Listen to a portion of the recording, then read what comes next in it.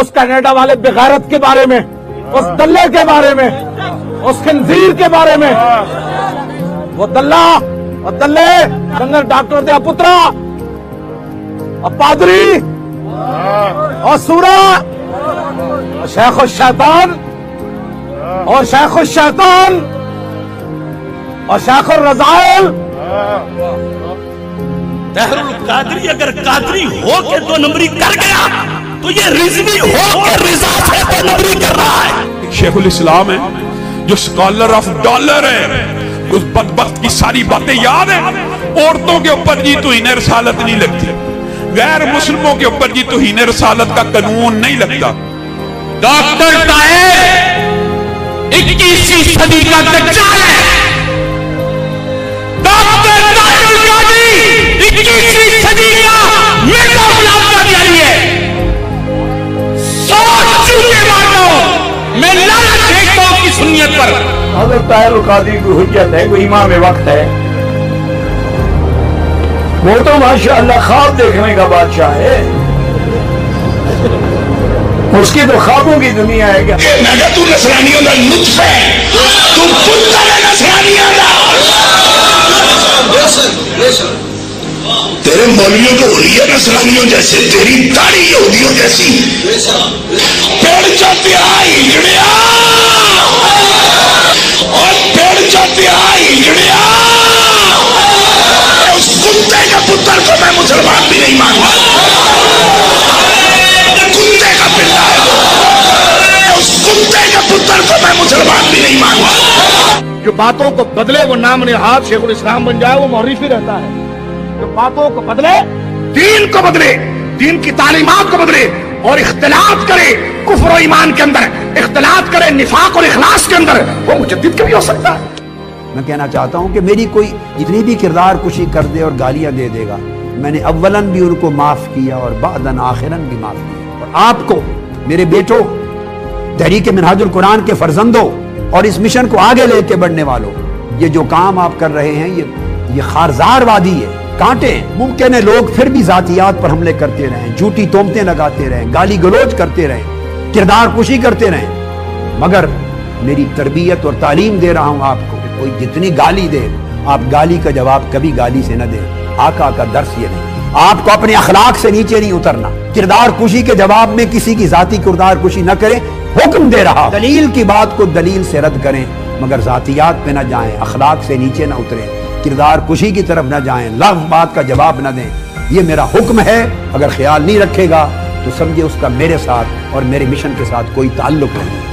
ہم نہیں چاہتے کہ ہماری زندگی اسوہ رسول کی راہ سے ہٹ جائے. بڑے بڑے مشکلات کے مرحلے آئیں گے، آپ کے صبر کے امتحان ہوں گے، حملے ہوں گے، تہمتیں ہوں گی، کردار کشی ہوگی، جھوٹی ہر روز خبریں چلیں گی. آپ کو اپنے صبر کو، استقامت کو، تحمل کو، علم کو، بردباری کو تھام کے اسوہ مصطفیٰ کو نگاہ کے سامنے رکھنا ہوگا.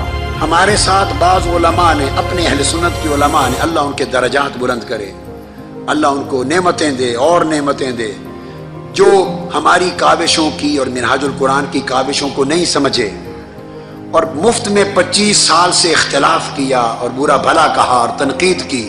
اس کا سبب کیا تھا؟ وہ اس لیے کہ ان میں سے کسی ایک نے ساری زندگی کا میری مجلس میں بیٹھ کر کبھی مجھ کو سنا نہیں ہے.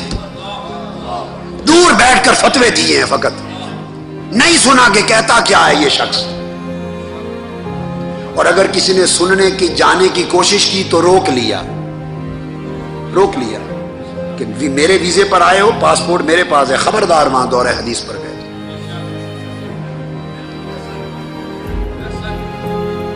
سننا نہیں ہے، پڑھنا بھی نہیں ہے، بس کہتے چلے جانا ہے. نتیجہ کیا ہے؟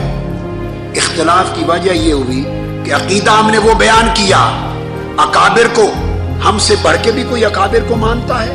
ہمارا تو لمحہ لمحہ اکابر کے جوڑوں کی خیرات پر ہے. مگر میں نے فقط اس آہو کو سوئے قطار میں کشم ناکہ بے زمام رہا. یہ اہل سنت کا جو شیرازہ منتشر ہو گیا تھا اور علم کی دنیا میں پستی آ گئی تھی اور قرآن و سنت کے حاملین غلط طور پہ وہ بن گئے تھے اور آپ سے امامت और क़यादत इल्म की छीनी जा रही थी। मेरा गुनाह सिर्फ ये है कि कुरान और हदीस की शमा लेकर मैंने इल्म की क़यादत उनसे छीन कर फिर आपको दे दी है। शर्क से गर्ब तक, अरब से अजम तक फकत ये की जाए कि ये अकीदा हक्का। अकाबिर को मानता हूं, मैं तो मुकल्लिद भी हूं, मैं तो मुरीद भी हूं, मैं क्यों नहीं मानूंगा? अकाबिर को मानता हूं, मगर ये जानता हूं कि अकाबिर की बात ताईद होती है, दलील नहीं होती। दलील किताब और सुन्नत होती है। आज के दौर में जब तक आप अपनी बात कुरान और हदीस से साबित न करेंगे, दुनिया नहीं मानेगी। मैं फकत इनको पलटाकर कुरान और सुन्नत के इल्म की तरफ ले गया हूं। बस ये जुर्म किया है, इतनी सी गुस्ताखी की है, इतनी बेअदबी हो गई। और कुरान और सुन्नत जब साबित कर लें, फिर ताईद में ये सब अकाबिर के हवाले दे रहा हूं कि नहीं, ज़बानी दे रहा हूं, किताबों के बगैर दे रहा हूं कि नहीं, ये सब कुछ हिफ्ज़ हैं, मगर उनके हवाले ताईद में लाते हैं। वो मस्दार मसादिर असलिया नहीं होते, वो ताईदात होती है। ऐ उलमाए अहले सुन्नत, अगर आप मुआशरे में इल्मी एतबार से अपनी इज्जत चाहते हैं, आलिम दीन के पास इज्जत का सबब क्या है? न वो मालदार, न वो करोड़ोंपति, न वो वजीर, न वो अमीर, न वो कबीर, न उसके पास कोठियां, न रोब, न उसके पास कोई ताकत। कोई इज्जत करे तो क्यों करे? नुक्ते की बात समझ लें, एक आलिम दीन की इज्जत के सिर्फ दो सबब हैं, सिर्फ दो सबब हैं।